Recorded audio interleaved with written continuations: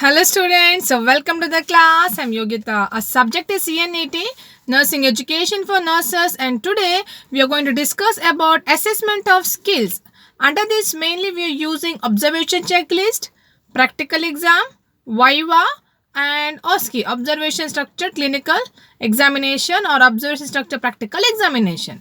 Now here our first content what you are going to learn is observation checklist. This observation is one of the important tool which used by the teacher. Here a teacher is making an observation on student. The observation is done on a natural setting. It helps to assess, it helps to understand the teacher to know about the student in depth. Their interest, their behavior, their manners, their attitude, their habit, everything can be observed with the help of observation. Now, three techniques are used to assess his observation: anecdotal record, checklist, and rating scale. Now, anecdotal record, these are the recording of any incident or any kind of situation which faced by the student in particular period of this education process. Now, anecdotal record is immediately recording of any incident where the students are reported. They are the witness of that situation, or it is involved the particular student, that particular incident. Now that will be recorded. Now such recordings which help us to assess the students' ability, their interest, their behavior, their manners, their respect towards the institution, or their respect or their ethics. All these things can be assessed. Now anecdotal records, this is also provide such guidance to the students. We can track the record, anecdotal record. We are able to understand what is the behavior strategy of that particular student. Now once we understand, we can also provide a certain amount of counseling and guidance to the student. This is about anecdotal record. Next we are using checklist. Now checklist means here a written content will be there with the assessment of yes or no questions. Now here this is used to assess the attitude, interest, habit of particular students, where the set of questions, a set of statements will be there where student need to answer either yes or no. Next is a rating scale. Even the rating scale is used to observe the student's interest and attitude. Here we can make use of 3-point, 5-point, 7-point rating scale, where we are able to make an exact assessment of an individual or the learner with the help of rating scale. Next is practical exam. We learned about observation method. Next is practical exam. Now you all may be very familiar with the practical exam. The practical exam means it is the area where you're bringing your theory knowledge into practice. Here, a student's psychomotor skill is assessed. In nursing colleges or nursing profession, practical exam is one of the important exam where the teacher can assess the practical performance skill of an individual. How good the student is to perform the nursing procedures, how good they are able to carry out the nursing interventions, how good they are to understand the patient problem and categorize the problem and prioritize and plan the nursing intervention. These all things are assessed only with the help of nursing practicals. Now these practical exams are really very important. Now here at the end of the academic year, along with the subject, a student is giving their practical exam. Each specialty of subject also contain the specialty practical exams, where the examiners will come from outside the college, from different schools. They are called as external examiner. Definitely there will be one internal examiner who might be from the same school, same center. Now thing is that when the examiner comes from the outside the center, definitely that examiner can make a right assessment about the student. Now practical exam here, patient is assigned to the student. Now the students need to collect the detailed information about the patient, identify the patient problem, prioritize the problem, plan the nursing intervention, implement the intervention, and you write the evaluation as well as outcome of that particular intervention what you did. Then write about the patient progress. Now here the examiner is assessing how good the student is to collect the personal history of patient, how good they are, identify the patient problem and frame the nursing diagnosis and plan the nursing interventions. Also assessing their performance skill, how smartly they can manipulate the things, how smartly they can perform the practical procedures in the ward, how good they are to able to deal with the patient. These all things are assessed with the help of practical exam. Also, students grooming, their appearance, their manners, their behavior, the way they deal with their patient, that also considered. The next component what you're studying is viva. You all may be very familiar with the viva voce or oral examination. Now here, oral questions have been asked to the student, asking question one by one. It is also called rapid fire questions. You all might experience viva where examiner asking fatafat questions and you all are blank, you're blinking your eyes. Now actually, what do you mean by viva? Viva is nothing but teacher is trying to understand your level of knowledge, or teacher is trying to understand like how much sound knowledge you have about the subject, like whether you mastery over the subject or not. It is eliciting the knowledge of a student with the help of certain questions.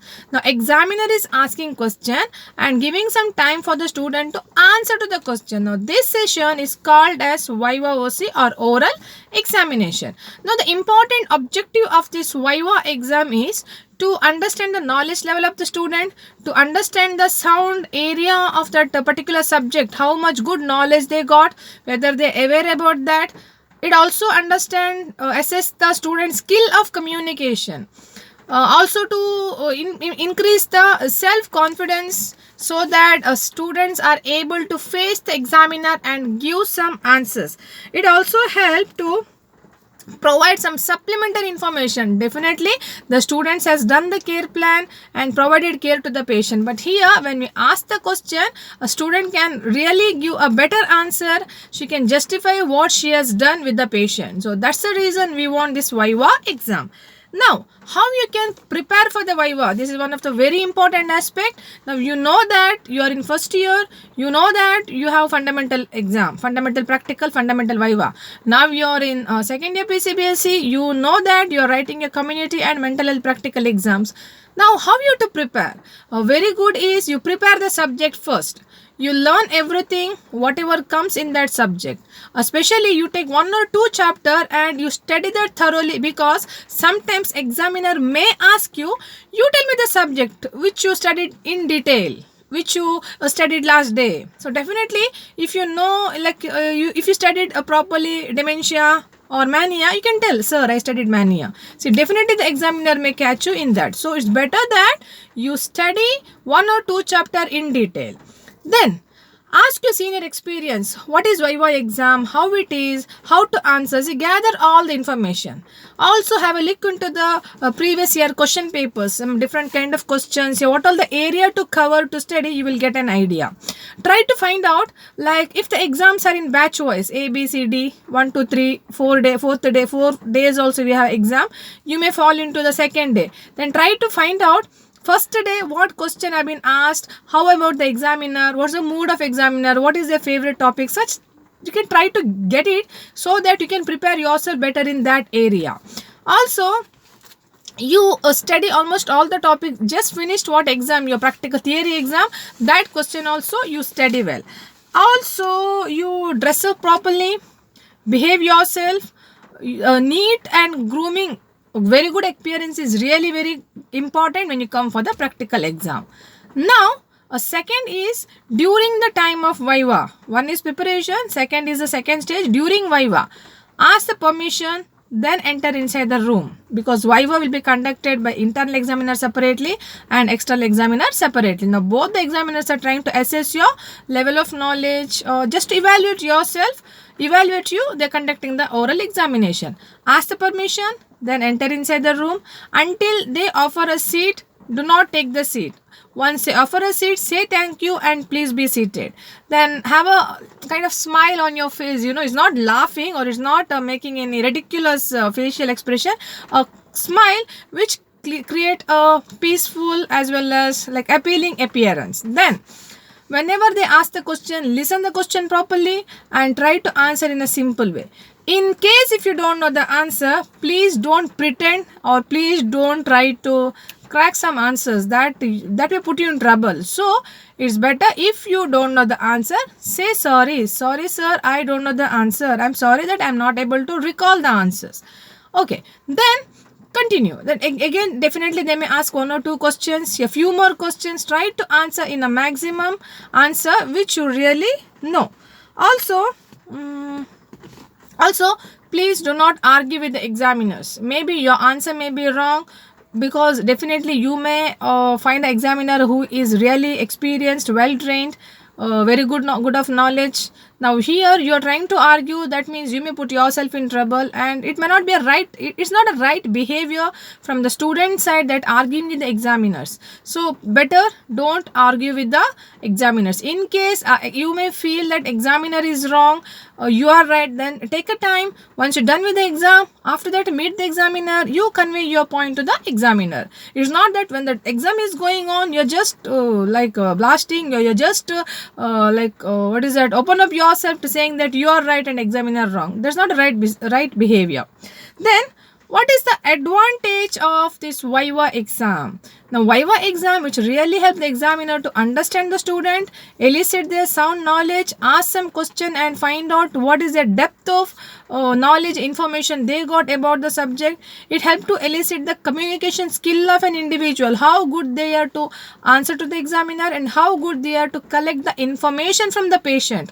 As well, it also helps that students can free to give their response. It's not a very rigid, it's not very strict. They can use their own language, own words, vocabulary to respond to the examiner. But thing is that they have to answer to the question. Then also, students can ask for the clarification. In case if they don't understand the question, they can ask, excuse me sir, can you please repeat? Sir, pardon. See, this is a way you need to ask the examiner to reproduce or reframe the sentence here, question what has been asked.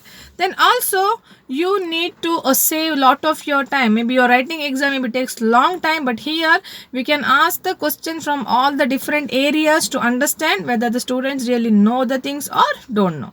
Now, what is the disadvantage? Definitely, by asking some questions, you cannot say that a student has got a mastery over the subject. It may not improve the critical thinking, synthesizing, organization of answers. A student may not able to improve their long passage answers, essay answers. They are not able to develop. They may not have that kind of thinking and reasoning skills. They are not able to write such answers.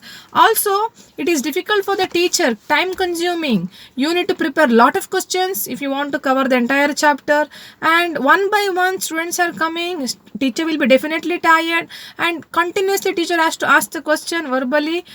Teacher has to speak, then definitely teacher will be tired. Teacher voice also need little rest. Also, there will be a lot of pressure on examiners, because within a given period of time they need to finish minimum number of examiners.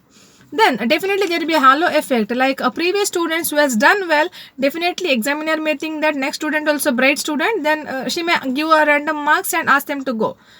In opposite cases, like previous students may not answered well, the next student who is coming may be really good, but the examiner may feel that she also useless and she may not give a good marks to her. So such kind of things can happen. So this is what disadvantage. And one more thing is that favoritism. Teacher may give good marks to the student whom they like. Teacher may give a less marks to the students whom they don't like. So such things can happen. I'm not telling that all the time it will happen, but there are chances. So that's the disadvantages of Viva exam. Okay, the next one is OSPE, Objective Structure Practical Examination. OSPE. OSPE, Objective Structured Practical Examination. Now, this is a new method of conducting a practical examination. I would like to explain it in a very simple way. Please try to understand. Now, here in this practical exam, there will be different stations have been done. Now, students have to enter the different station, then perform the skill, and observation is done by the teacher. Now, for example, there will be 4 stations: station A, station B, station C, station D. Now, station A may be a demonstration, a practical station. Station B is a Viva station or question station. Station C is again demonstration station. Station D is again oral examination station. Now here in this, students need to pass all the station. In station 1, they may ask the students to demonstrate certain procedures like checking the blood pressure. Then in question station, certain questions are asked by the teacher to the student so that they are able to give answer to that. Now these questions may be related to the station A. In station A, whenever the student did the procedure, teacher is making a close observation that how they are doing the procedure. Now followed by station C and D, a same thing will happen. They are doing some procedures and next station followed by that they are asked some question and answering to that question.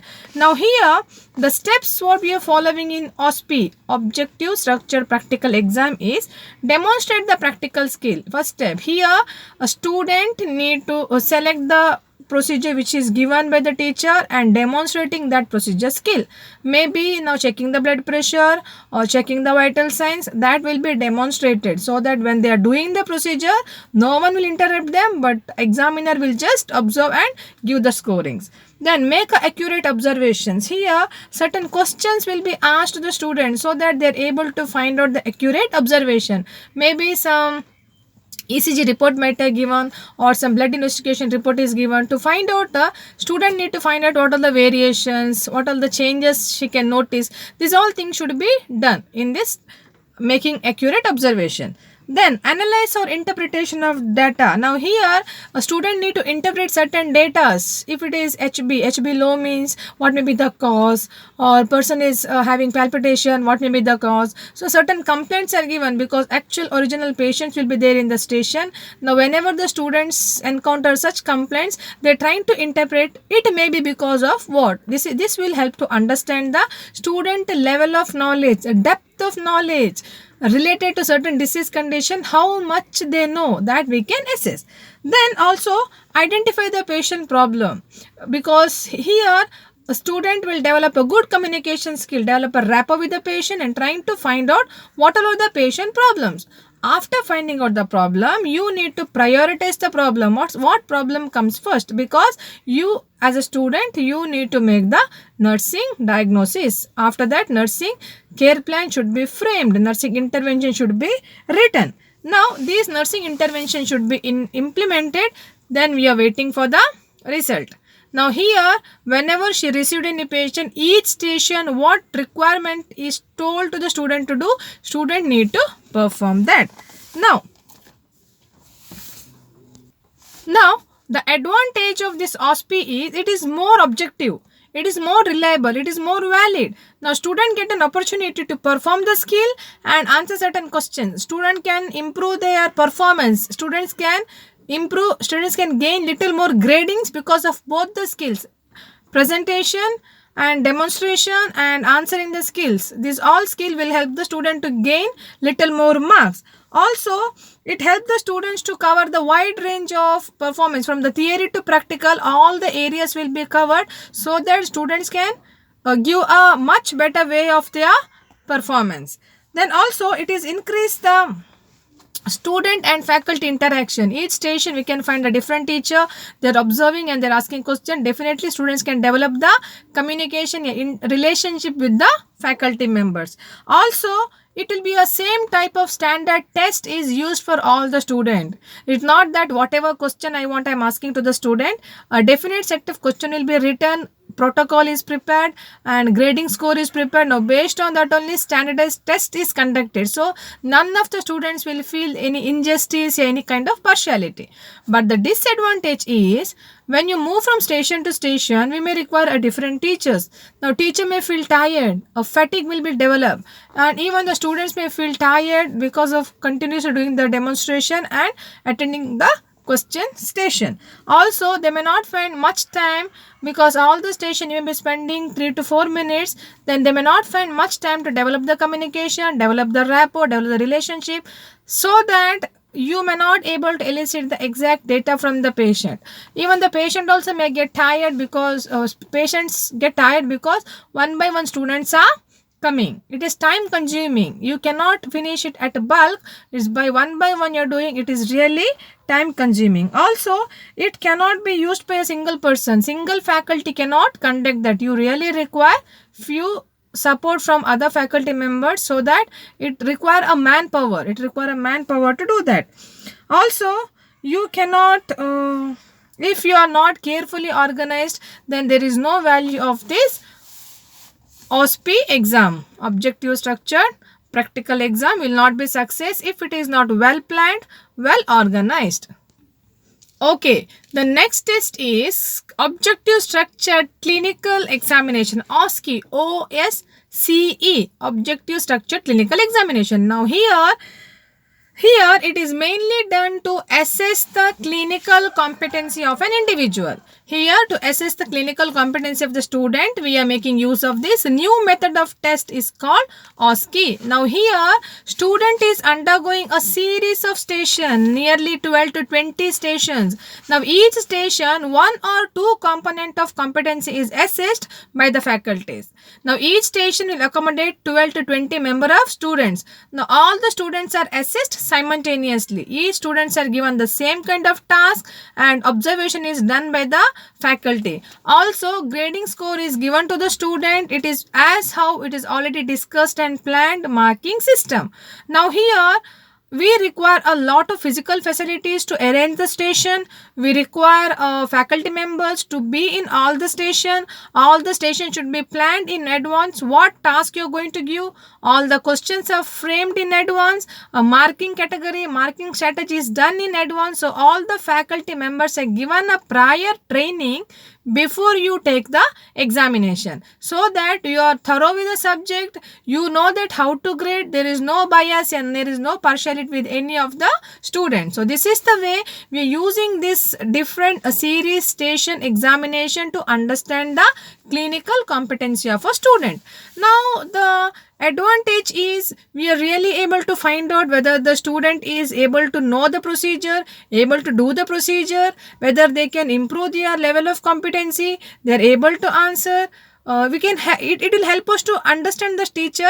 The student has got a good cognitive skill, they have a good psychomotor skill, they are able to perform the task. We can assess. Now when we give all the students same task, definitely we are able to rule out students are learned well in their theory, college block or not.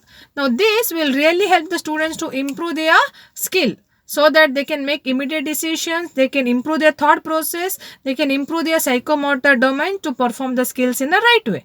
Now what all are the limitations or problems you are facing with the OSCE? We require a number of faculties, we are not getting that. Faculties need to be trained. If they don't have a training, they don't know what to do in the station. They don't know the grading score. The grading marking system should be taught to the teacher before they do, and teacher may feel tired by taking each student's rotations or number of students coming to the station. Teacher may be physically tired and mentally they may lose the interest to conduct the exam. So this can be the problem what is faced in OSCE. So dear students, I am going to summarize. We learned about the assessment of skill.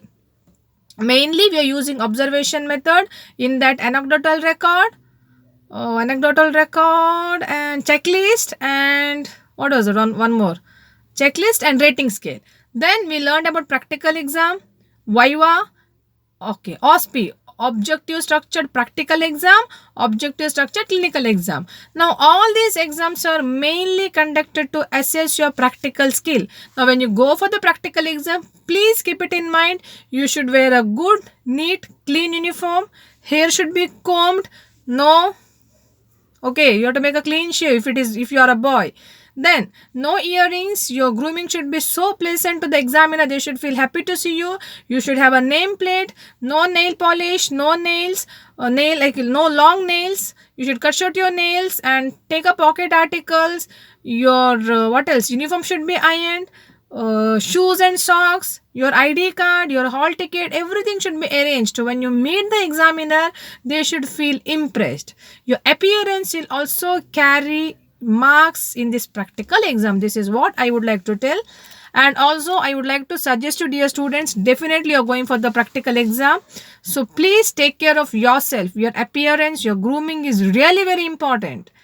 Your manners, your behavior, the way you greet the examiner, the way you get that beautiful smile on your face, that really create the what is that entire different feelings when you face the examiner. So that will also will help you to get little confidence, so that you don't feel nervous when you answer the question. So take care of yourself, be confident, be little smart and look little smart, clean, neat and tidy when you go for your practical exam. I say thank you now. Please keep watching so that we can learn some more topics. Until then, take care of yourself. Thank you all.